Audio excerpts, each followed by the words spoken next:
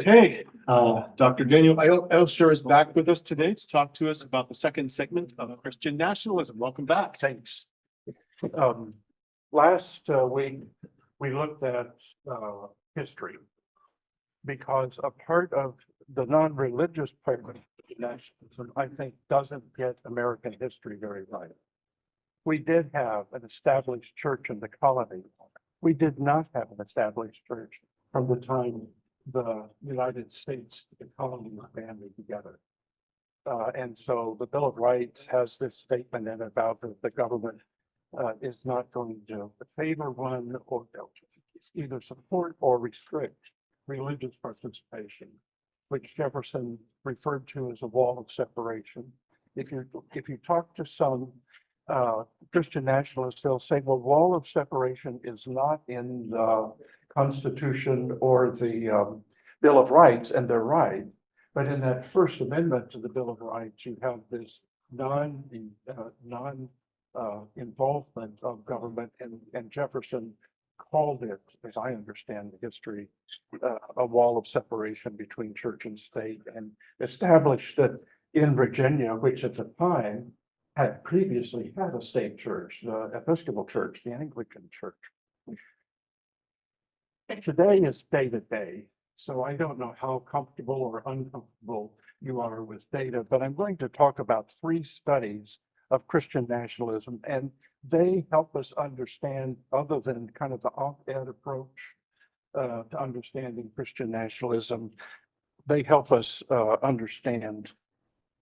I'm hopeful that Should be able to just, that's using the scroll, the wheel. it's not doing it. You want, well, we can get back to this one. You want, if you click on. This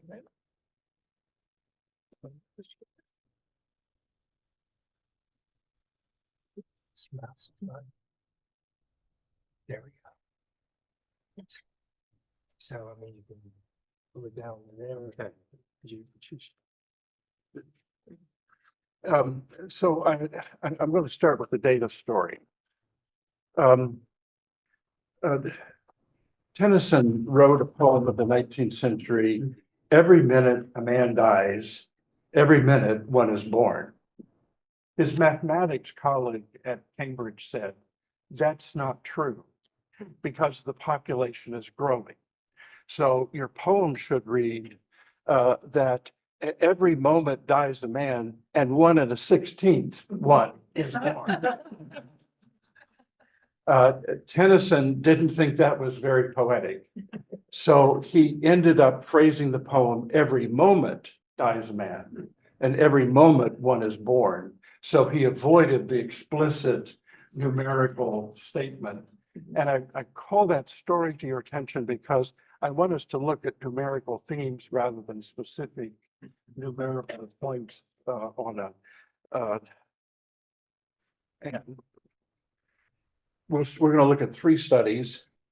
And this first one is published electronically by the Pew Research Center. And I want to call attention, there's a lot of information out there that's not particularly good information. If you see information from the Pew Research Center, that's pretty sophisticated social science. It is as close to an accurate understanding as we can get in that way. And so will be the case with the other sources I'm going to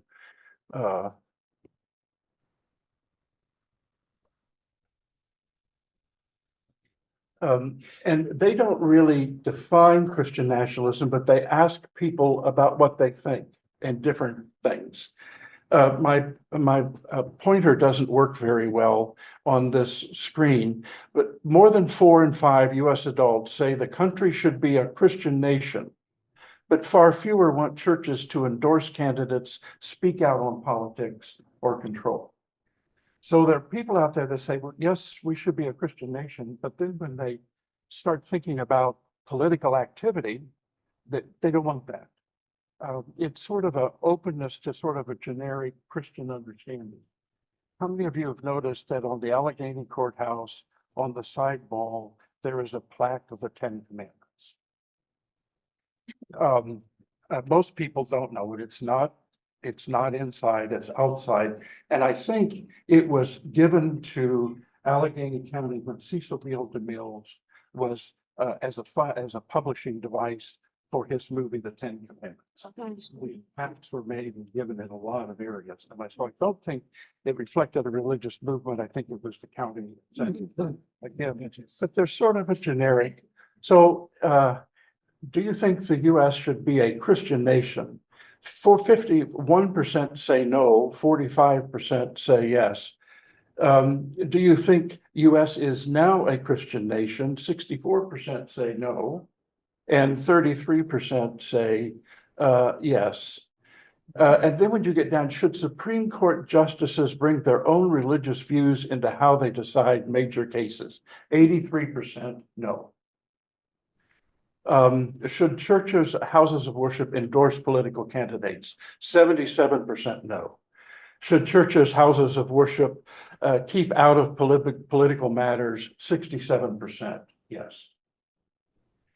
So there's sort of a sense of, yeah, we're happy for this to be a Christian nation. Either is that a description of the dominant religious commitment in the nation, or that there are certain Christian principles that ought to be part of the civil society.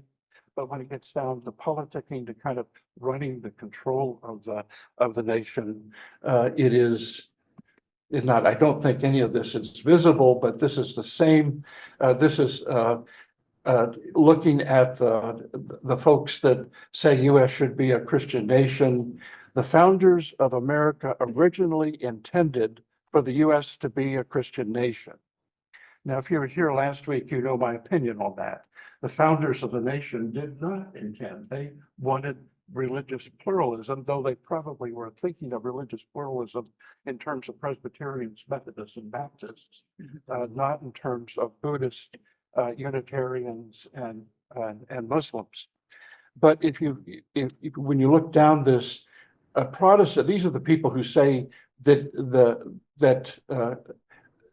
that it should be a Christian nation, that the population as a whole, 60% said it was founded as a Christian nation, which means most adults don't understand American history, but white evangelical 81% think that it was founded to be a Christian nation. And this confusion of the founding of the colonies from the founding of the nation becomes a major kind of issue. And what you have when you, in this Pew study, among those who want the US to be a Christian nation, half say the Bible should influence US laws and take precedence over the will of the people. A total of those who think it should be a Christian nation, that's 76% if you use the darker blue and the lighter blue, which is just the 54%. You may have read with the election of the new Speaker of the House, somebody said, "Where do I stand?" And he said, "Well, I stand with, the Bible. That's guides me." Well, the issue is the Bible doesn't exist as an uninterpreted book. And in fact, the Bible has multiple ways of seeing the same thing. And a part of Christian believing is understanding there is truth woven through it, even in the midst of the differences of opinion or perception about how it operates. You can't be a nation guided by a Bible without a particular interpretation of the Bible. And that becomes the issue. So the interpretation you might find from the pulpit of this church is probably not the interpretation these people are thinking of, nothing personal. The Bible should have a great deal or some influence in US laws.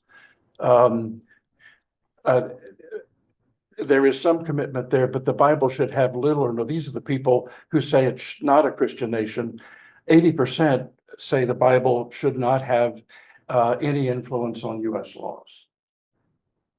Well, you see this polarity that exists, the strong opposition to the laws ought to reflect the Bible to the Bible, should not have any position.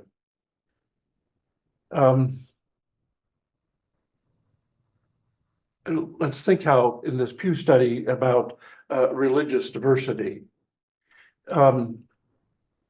And they gave options. The question was what percentage, the percentage who say the fact that the US is made up of people from many religions, including people who are not religious. And then it gave them three options: weakens American society, doesn't make much difference, strengthens American society.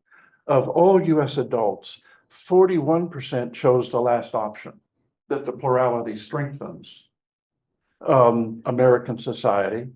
19% chose weakens American society, and 39% said it doesn't make much difference. But of those who want the US to be a Christian nation, 32% say that religious plurality weakens, 32%, 38% say it doesn't make any difference, and only 28% say it strengthens. Of those who think the US should not be a Christian nation, 8% think that plurality weakens, 36 no difference, 55% that it strengthens America.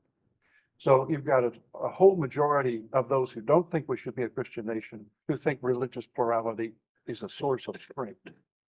You've got among those who think it should be a Christian nation, if anything, it doesn't make any difference, or it is a weakness. Now,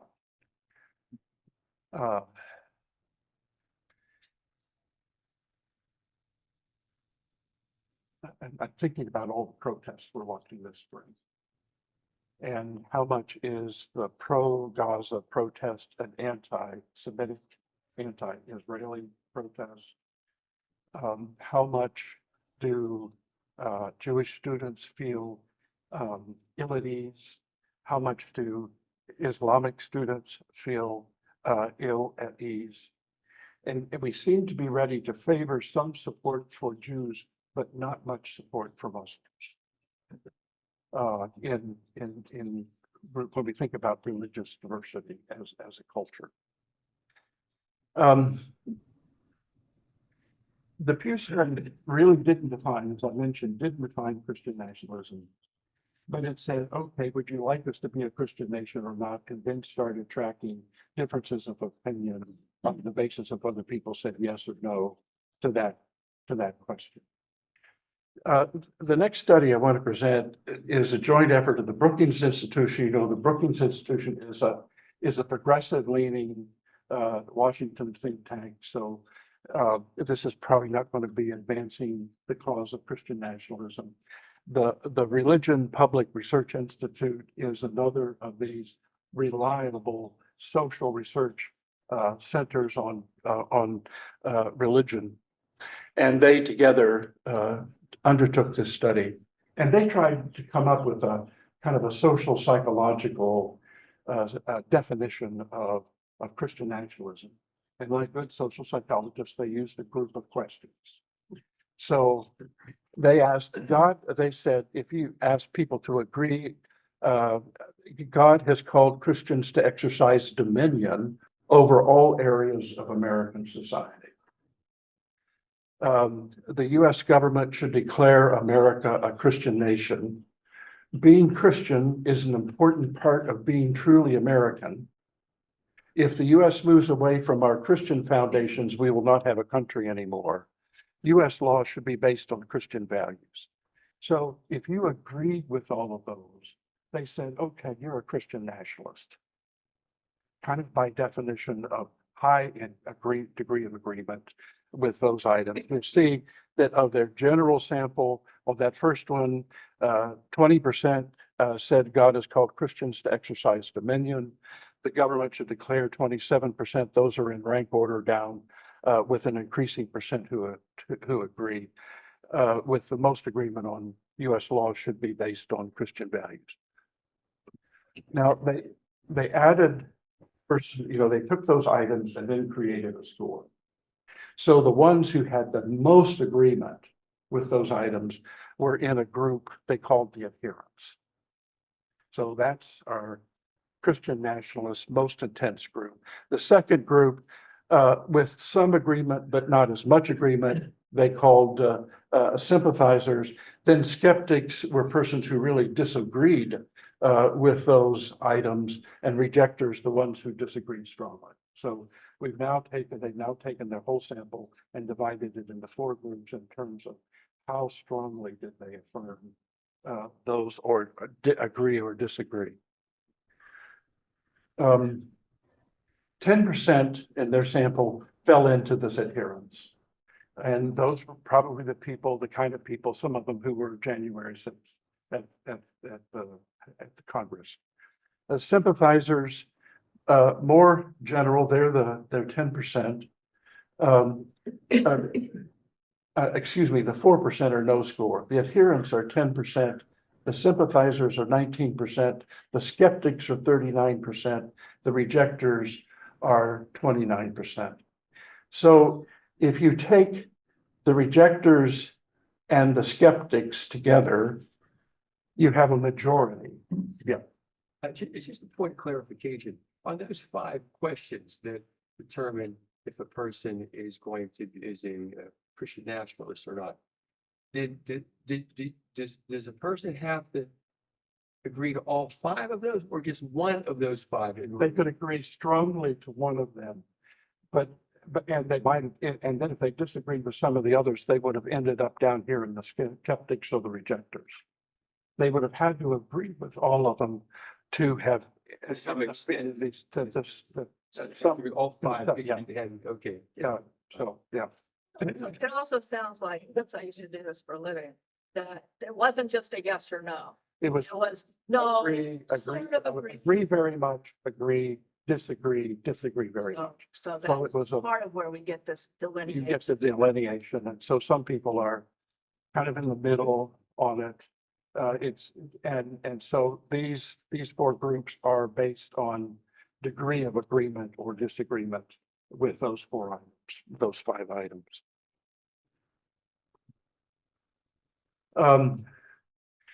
How do they view the term Christian nationalism? All Americans, only 7% have a very favorable view of that. Of the adherents, the next group down, 36% have a favorable view of the term Christian nationalism. And then you'll see with the skeptics and rejectors, not very favorable. So if you look at the adherents, the second line, and the rejectors, the bottom line, if you combine very favorable and somewhat favorable, you get 20%, or you get 36 plus 18% of the adherents. And if you combine very unfavorable and somewhat unfavorable, you get 80% of the bottom group. My pointer doesn't work against the screen, so you have to, but you see what you see here, adherents and the rejectors are complete odds with each other. On Christian, on term Christian nationalism. This is way too small to see, and I apologize for that, but I'll just point out a couple of things. The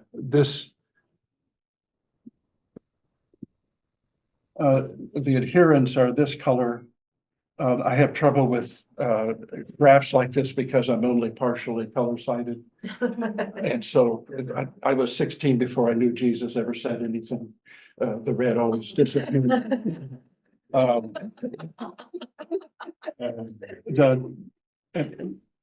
If we look at who are the adherents, 10% are male, 10% are female, no gender difference. If we look at age, you'll see over 65, 13%, 50 to 64, 11, 30 to 49, 9, 18 to 29, a clear age difference. The younger adult, the less likely to affirm Christian nationalism. And the same with education, 13% of the adherents had high school or less, 11% some college, 6% college, 4% postgraduate. So the same kind of effect of education, the less education, the more likely to affirm kind of the strongest side of that. And across across racial ethnic groups, not really much difference. White, black, multiracial, Hispanic are all 9 or 10% of the adherents. So it doesn't take on a racial ethnic difference. What's the bottom line? The bottom line is Asian, a Pacific Islander. So that's that large collection, ethnic collection from, if you're Asian American, of Asian descent or live in the Pacific Islands that are territories of the US. And they're very different. You'll see not much commitment to the idea of Christian nationalism among that bottom group, the AAPI.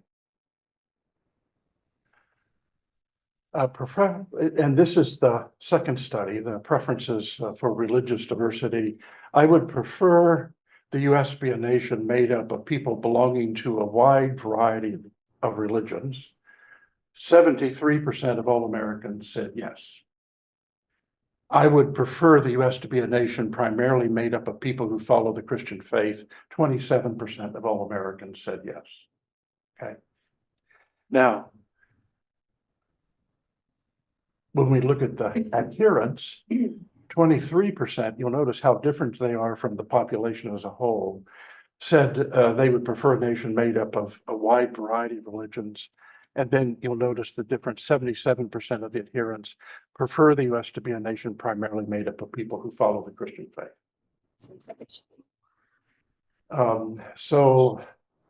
And then if you look a little further, the ones who are kind of in the middle, the sympathizers, the skeptics, no, these are the sympathizers, I apologize.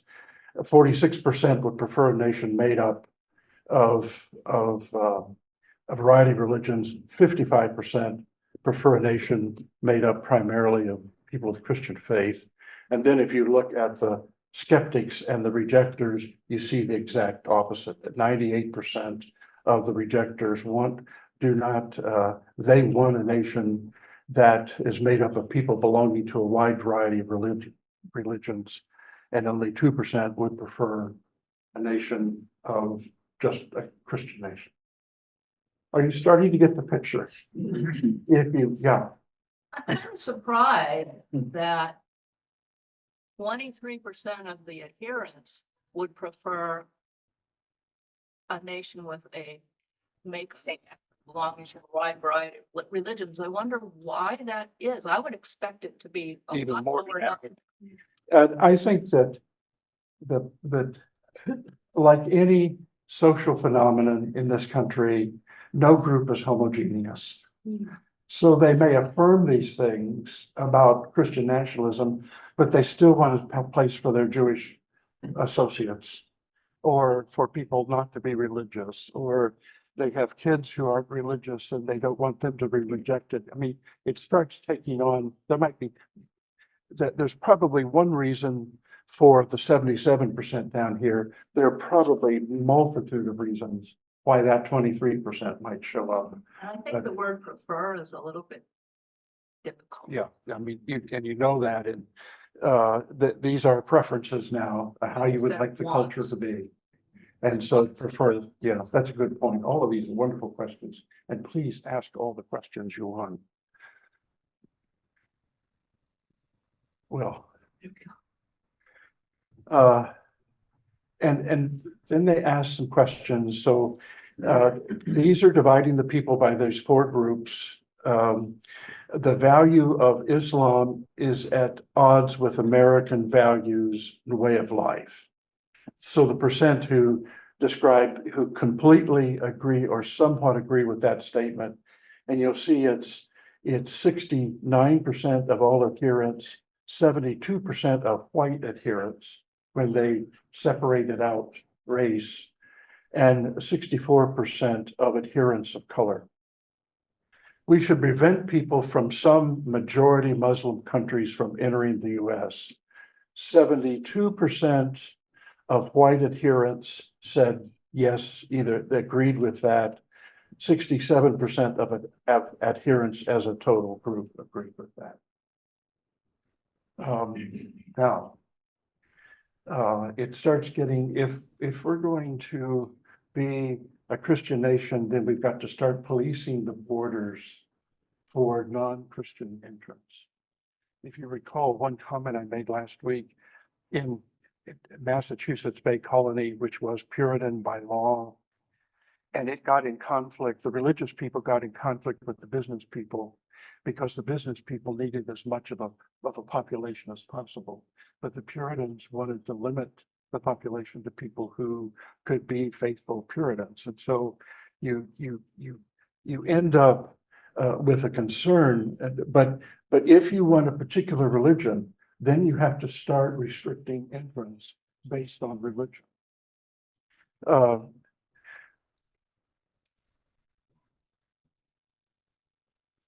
There's some questions that can be identified as evidences of anti-Black racism. And you notice the top line is always all Americans in their sample. The second line is adherence. The third line is adherence of color. I mean, the third line is white adherence, and the fourth line is adherence of color. Generations of slavery and discrimination have created conditions that make it difficult for many Black Americans to work their way out of the lower class. So 83% of white adherents disagreed with that statement. That's not why they're poor, or that's not why it's not slavery. That's the generations of slavery and the consequences of slavery. That's not the problem. Today, discrimination against white Americans has become as big a problem as discrimination against Black Americans. 85% of white adherents agreed with that statement. Now, this is a problematic worldview for me. And I don't know, it's not that I'm offended by these people, but that for the people who think that white Americans are discriminated against, that a discrimination for them is as much a problem as it has been for historic racial minority community like African Americans. It's hard for me to see how they understand who we are as a culture. A Black person is more likely to receive the death penalty for the same crime. 72% of the white adherents disagreed with that statement. White supremacy is still a major problem in the US. 66 disagreed with that statement. It's not about white supremacy. It's not about so if you want to translate into current, you see where the energy for the anti-DEI in this culture is right now. These people aren't any more prejudiced against the white people. There's no reason they should get a special place in line because of past consequences. They're not that significant. The anti-Black shows up, I think, in these data. And then Christian nationalism and anti-immigrant, the American way of life needs to be protected from foreign influence. 85% of white adherents said yes, agreed with that. The growing number of newcomers from other countries strengthens American society. 72% disagreed with that. Immigrants are invading our country and replacing our cultural and ethnic background. And 81% of white adherents agreed with that. So you've got this cultural replacement theory. You've got that the American way of life is threatened by foreign influences. Well, you see what the so they define Christian nationalism by the degree of agreement with those 5 items, and then they segmented their population based on their degree of agreement or disagreement with those items. You can say those items don't define Christian nationalism. I mean, if you're going to try to measure it, you've got to come up with some kind of items that seem to get us. But then when you start seeing where the most strong adherent group lines up, you start getting a vision of the kind of culture or society they either think or they fear we're becoming or they think we should become. If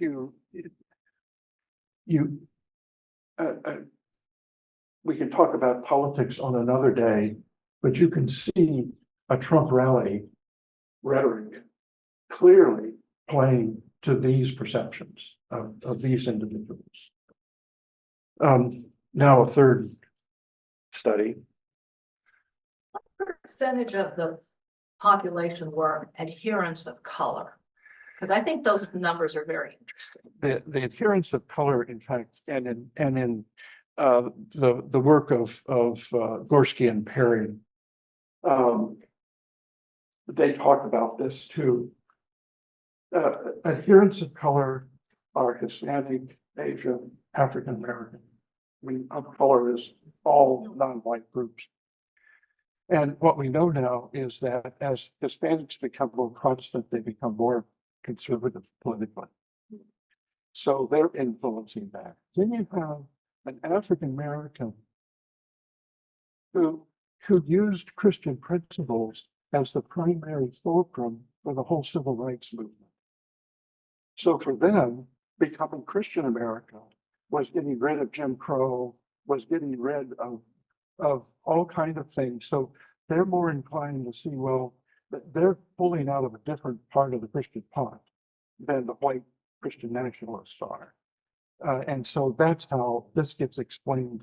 Gorski and Perry talk about it because you see the same kind of thing in some of their. But still over 50% of them are agreeing with those rather unpleasant statements. And but they're a very small part of that group That's what as I a thought. whole. It's very small. They're a very small part of, Skewing. yeah, so they're treating them all, but they're a small part of the adherents. And we know the adherents are older, less educated. Then you combine that with racial minority, and you start getting a kind of phenomenon. But that is an interesting phenomenon. And Gorski and Perry, they really put a lot on the African American, talk about needing to be a Christian nation, meaning justice and individual rights and fairness and equity. And the white nationalists talk about a Christian nation more in terms of dominion, of Christian thought, of exclusive Christian understanding of things. So, well, let's look at this other study. Gorski's, these are two professors. These are good data that they have, but it's not the broad scale data that was either in the PPI data we just looked at or the Pew Center data. But they also wanted to come up with a definition, an empirical definition of Christian nationalism. I consider the founding documents like the Declaration of Independence and the US Constitution to be divinely inspired. You can believe that and not think that they're the Bible. Unless you get Trump's Bible, in which they are now added as part of that Bible that's for sale. The success of the United States is part of God's plan. The federal government should declare the United States a Christian nation. The federal government should advocate Christian values. The federal government should enforce a strict separation of church and state. The federal government should allow the display of religious symbols in public spaces. The federal government should allow prayer in schools. All of those are scored the more you agree with them, the more it leads to your Christian nationalism, and the more you disagree with the federal government should enforce strict separation of church and state. So it's 5 agree items and 1 disagree item. And if you gave the most extreme agreement to 1, 2, 3, 4, 6, and 7, and the most extreme disagreement to 5, you would get the most Christian nationalists on their scale.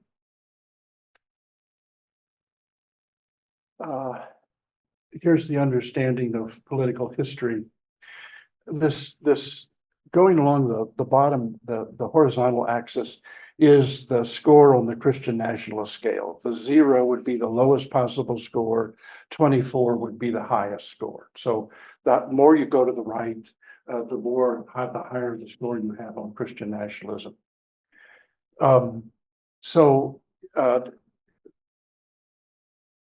the First Amendment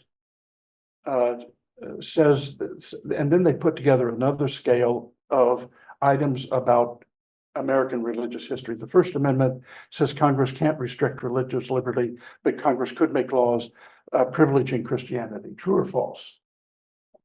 False. The US Constitution references our country's obligations to God several times. True or false? False. The phrase "in God we trust" did not become part of the nation's official model until after 1950. True. The phrase "under God" was not added to the Pledge of Allegiance until after 1950. That's also true. Supreme Court decisions in the 1960s made it illegal for students to pray or read their Bibles in public schools. False. You can pray and read all you want in public schools, but the school can't require you to say a certain prayer. The issue is state required prayer. I'm sure that every exam period invites some praying in public schools. And that's perfectly, and students can gather after school and pray. It is the state mandated prayer that was made. So if you got all of those answers, all of those true false answers right, you got a high score. That's the vertical axis. So for white people who have very low scores on the Christian nationalism, they had a high percentage of got all of those questions right. You see how to interpret that. You'll see that the white, which is the circle, the higher the score gets on Christian nationalism, the lower the score gets on those American history questions. So we know a lot of the part of the non-religious side of Christian nationalism is driven by a lack of understanding, knowledge, or acceptance, because either they believe alternative facts or they just have never been taught. What about perceptions about other, like the centrality of slavery? Here, this line with the black dots, historians still debate whether slavery was a central cause of the Civil War. And you'll notice that that line of black dots, the higher the Christian nationalism score, the more that score goes up of agreement with that statement. The percentage who oppose removing Confederate monuments and statues, notice at the lowest score, that's the clear circle line, but the higher the Christian nationalism, the more opposition to removing them of Confederate era, and you know when most of those were constructed. They were constructed in the 20th century as trying to remember a past. Racial discrimination, the question, how much, I'm sorry that these slides are so small, but I couldn't, how much discrimination will whites experience? And white people, that's the higher their Christian nationalism score, the more they think whites experience discrimination for being white. And blacks don't buy in on that nearly as much. There you see the racial differences that you would expect. How much discrimination will blacks experience? And here, the Christian nationalism, the higher score you are, the less you're inclined to agree with how much prejudice, discrimination African Americans will experience. African Americans kind of see their Christian nationalism doesn't change their perception of the likelihood of prejudice.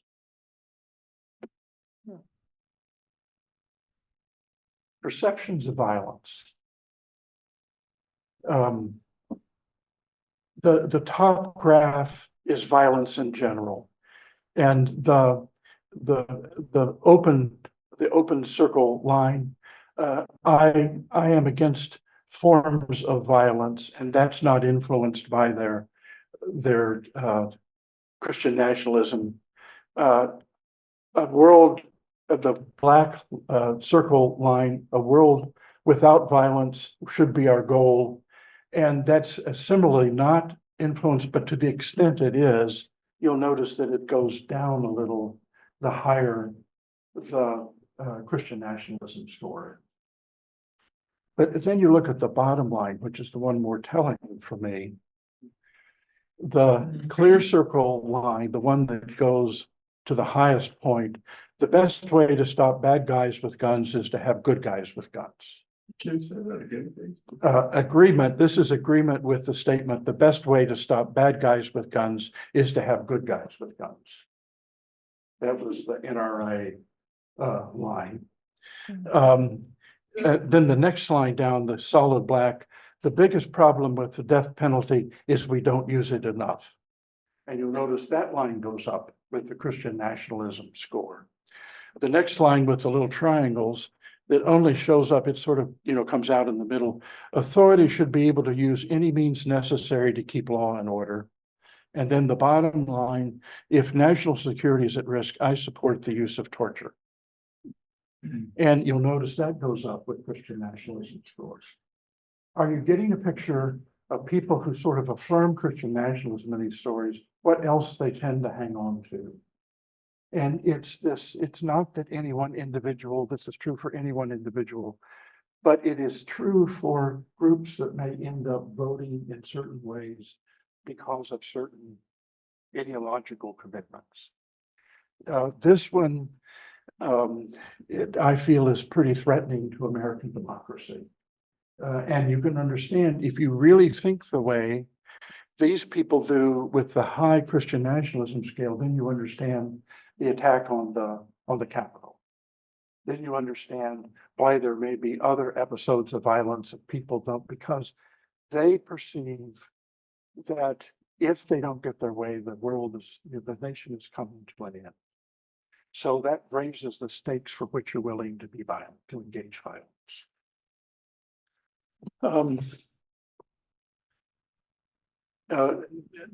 I'll just point out, they also asked, this was done in 22, so we're 2 years after the last presidential election, and they asked about voter suppression.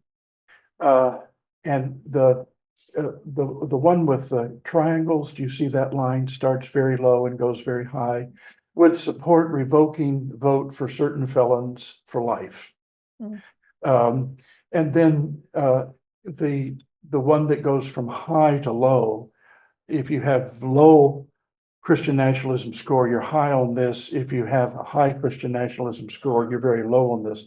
Voter suppression in presidential elections is a real problem.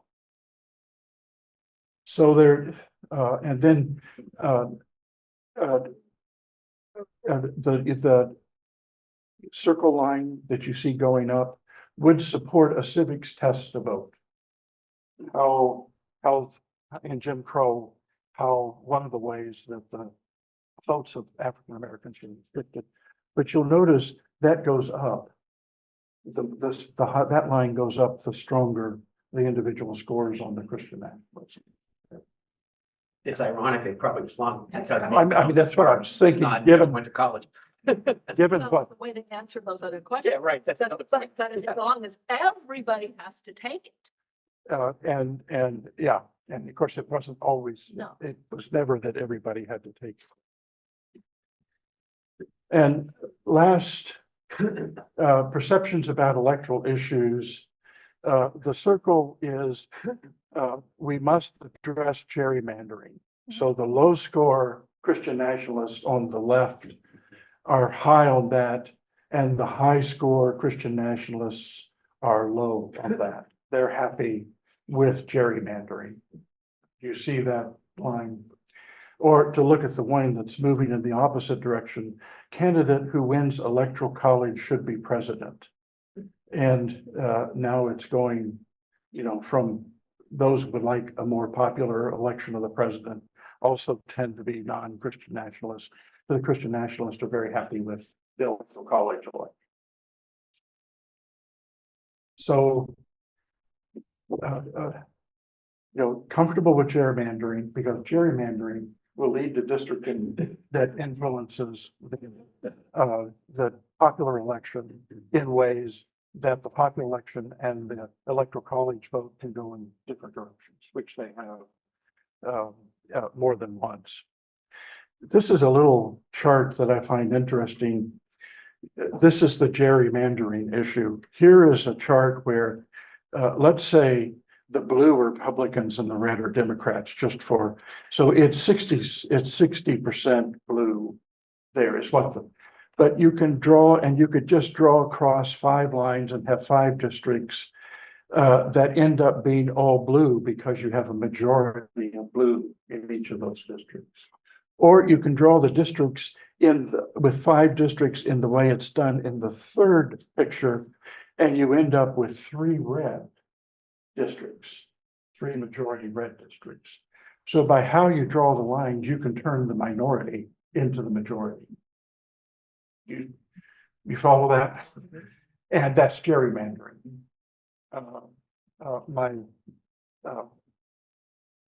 My stepmother-in-law, my wife's stepmother, is 95 and wonderfully brilliant. Lives in Nashville. And Nashville is a pretty strong Democratic urban center. And in the latest Tennessee redistricting, they quartered Nashville. And so each 1/4 of Nashville then goes out to far rural suburbs. So what happened, they turned 1 strong Democratic district into 4 fairly strong Republican districts, and that's gerrymandering. And so the Nashvillians feel they've lost their vote because they never have a majority of who gets elected in their district. So what can we say about all of this? Commitment to Christian nationalism is not binary. It's not either or. It exists on a continuum like everything else we have exists on a continuum. It means different things to different people. It's even using these 2 studies that define Christian nationalism by adherence to those items, you end up with slightly different ways of configuring it. But earnest commitment to the qualities associated with Christian nationalism, if you agree wholeheartedly with those items that were used to define Christian nationalism, there is affirming authoritarian attitudes with selective authorities. There's higher level of racial ethnic prejudice and inclinations toward white supremacy. There's perceiving that things are so bad, violence may be necessary to correct them. And I didn't get into this, but it also values free market capitalism with limited government regulation. And we can be against Christian nationalism and for free markets. It's not as if these tend to mean if you're one, you're not for the other, that sort of thing. But if there is a tendency for the Christian nationalists to oppose government regulation that may be there to protect the population, but they don't want the government doing much. They want a very, very limited government. So what can you say? I have a whole nother section that we don't have time for. And it was so what side of this thing. I find Christian nationalism to be very disturbing. I think it doesn't reflect an honest understanding of American history. I think part of the brilliance of American history is that we did form a nation that did not require a religious test of its political leaders. It did not favor one religious expression, nor impede religious expressions of any. I think that we have a long history of kind of figuring out what that meant. We talked last week about the whole 19th century was sort of the law says but we have blue laws, we have a kind of a Protestant hegemony where if you're a white Protestant, you have one experience of America. If you're an immigrant Jew, you would have another experience of America, or an immigrant Catholic in 1880, you would have a very different experience of America. We learned to extend equal rights after equal rights after equal rights. And I think that there is a religious reason for that. I think it's hard to say, I mean, I could critique Christian nationalism on theological grounds. Like Jesus saying, my kingdom is not of this world. Could you repeat that, please? Jesus' line that my kingdom is not of this world. And other kind of ways of looking at, if you see the Jesus of the New Testament, you do not see somebody who is trying to win over political power so that his rule and reign would be dominant. In fact, it's 300 years in the Christian movement before the political ruler says Christianity will now be the religion of our land. The earliest years, the earliest centuries of Christianity were vital and fully Christian, and did not see that a political structure had to be converted in order for Christianity to be strong. But I think that Christian nationalism, if you take it to its extreme, it eliminates most of the rights and privileges that we've developed, at least many of them. I won't say most. It excludes. The most radical of the Christian nationalists will say Christianity should have dominion. So we are in charge of the laws. We are in charge of how this society operates. And if people want to live by our rules, even though they have no commitment to it or no say so, that's okay. But otherwise, it has failing Christian sides to it. It has failing political sides to it. I see it as something we need to be aware of, to see how it influences, and to be ready to vote in ways that don't advance this way of thinking about the culture, and perhaps more to believe in ways that we trust the Jesus of the New Testament, in ways that make it possible for us to understand we're not in control of the world. That was never Christianity's goal. It was to be light and witness to a world in which it was not in control. And to have confidence there. I wanted to I'll stop there on this. Yes. Why do you think this movement occurred? And we'll sit down if you don't. It doesn't, longer answer.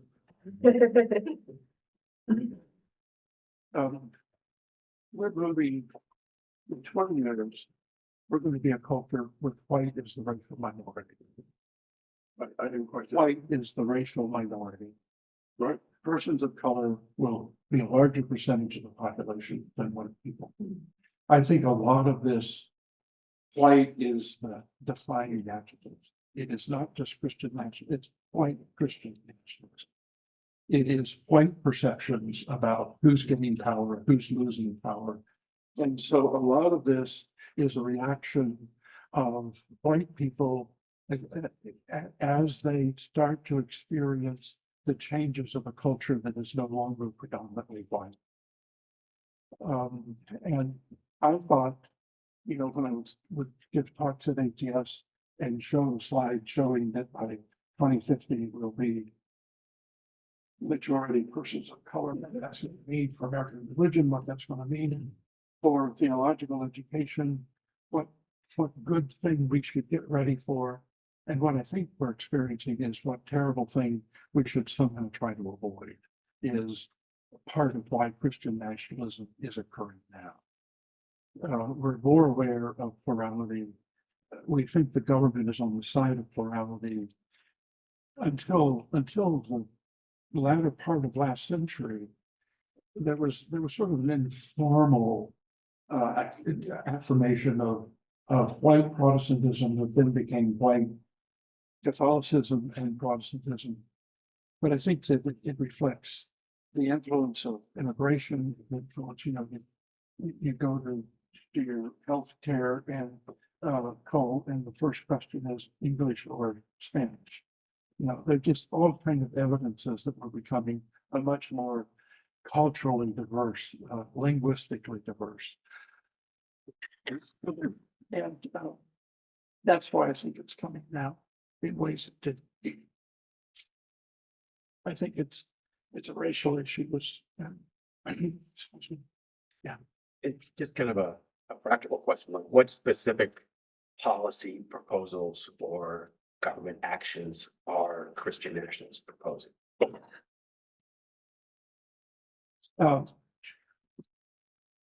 I think we have to be attentive to gerrymandering politically. I think that that's the theological issue of what is the fairness of electoral democratic system. I think it's the political system issue of one vote, one person. Because one vote really doesn't count as much as another vote. So that's one place we can pay attention, and that's a more local issue. That's at state legislatures. We can try to influence that. I think we've got to try to make friends with Christian nationalists. I don't, and by that I don't mean that we accept what they say. But I think if we make another enemy, we make another social enemy out of them, then we will harden their position. And so, and we all have members of our families who probably line up with this thing very differently than we do. So it's partly how are we family members? And we're not going to convince them to be otherwise. I think the true believers are true believers, and you're not going to be able to reason them out of their true beliefs. But you can say, I will love you in spite of, I will be a friend to you in spite of. We both have concern about how our children are doing. And there are places we can find mutual care with one another. And we keep doing that, and that's a Christian duty. I think that we have to do a better job of educating and calling for local education to teach American history. My wife taught American history at CCAC for a number of years as an adjunct. And she was amazed at how little American history community college students brought with them from high school history. They just didn't know. And I think that, you know, with the local school board, and right now, what we've got are competing versions of American history. So the historians are afraid to teach what looks like the real version because we've got politicized alternative ones out there. And then people are going to show up to school board meeting and say, my child's history teacher told a bunch of lies. So we politicize things but we have moved away from teaching American history. And, you know, at one time it was taught probably with more grandeur than it should have been taught. But the answer to that is not to teach it, to stop teaching that, but folks have got to learn. And we're pulling away from, we've had a younger generation that's pretty ahistorical. And you just see it in many ways. I think there's an interpersonal way, there's a local way, there's a state political way that we can address some of these issues. It also seems to me that we maybe as a church could do a better job of teaching ourselves and our children the values of other religions. Because I'm not convinced that Muslim values and Hindu values and whatever the Jewish values are really any different than our core Christian values, core values. So not the ones that guide civil society. That's right. And And they I don't think, vary, I mean, and we should do that. I also, my friend who is an evangelical Protestant, Rich Mao, who's probably one of the better public intellectuals, has written a book about how to be a patriotic citizen, how to be a patriotic Christian. I think Christian nationalism makes us want to move away from being patriotic. When in fact, he says there's a way we should be patriotic. We can't give the country over to we can't stop loving the country of which we are a part. And he talks about that we live in as Christians to patriotism by valuing diversity, by learning to argue. And he says that we do all this quarreling, but not any real arguing.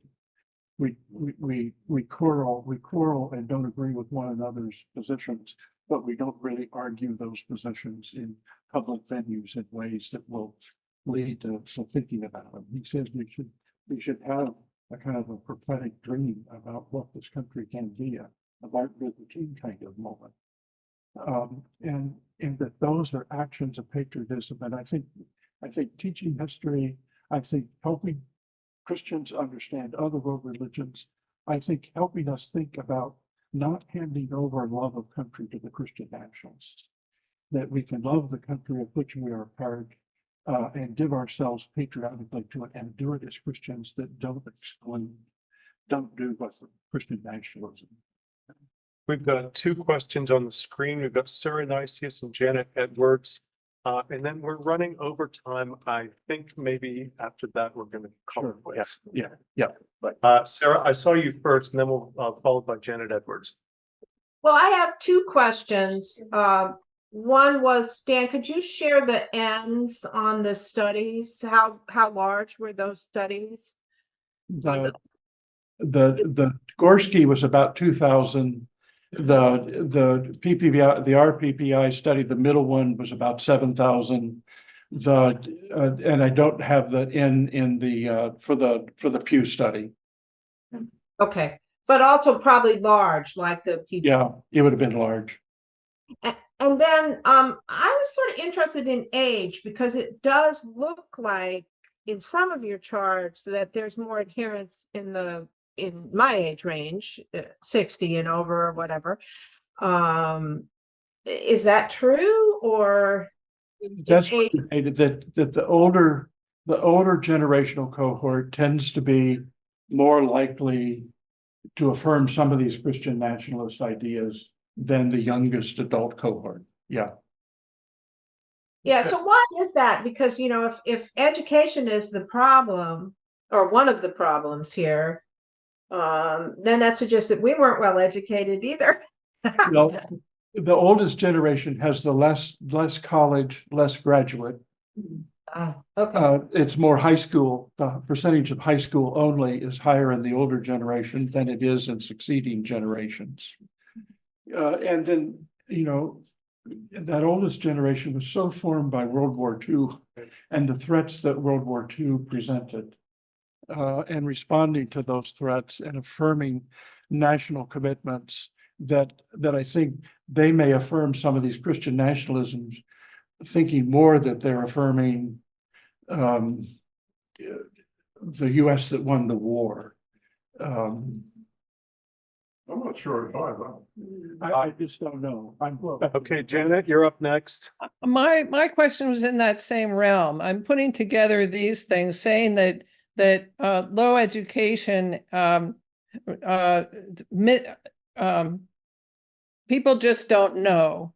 And but the answer within education that you speak of is long term. To change the curricula, impact the curricula of our schools is a long-term project. But these older people who are misinformed, and just ignorant, we still need to. We can't abandon them. We can't say, well, they're just impossible to reach. What are the ways in which we reach those folks? They're not in school. They are ignorant. They've also listening to a lot of misinformation. What do we do with those folks? That's a wonderful question. I'm sorry, time is up. No. I think that's where we have conversations with our peers, where we engage friendships. I think that we will effect more change through friendships with that generation than we will by, you know, maybe we could talk them off of some very single focused cable news networks, or tell them they should get a mix of single focused news networks. I think that for many for many older Americans, they get almost all of their national news from one of the cable news networks or another. And if they watch one of them, they're going to get a different vision of America than if they watch another one. But I think friendships and engagement and relationships are the best vehicle we have of influencing our peers, Thank you. because they don't have access to the social systems other than cable television, which many of them spend a lot of time with. But the scary thing is those people, more of those people will vote. They're more inclined to vote. Well, thank you for your patience, everyone. We're going to, I don't know if you're willing to stay and talk to the people who want to talk to you. But we're going to go ahead and let people who need to leave, go ahead and leave. Thank you for being present online. Thank you.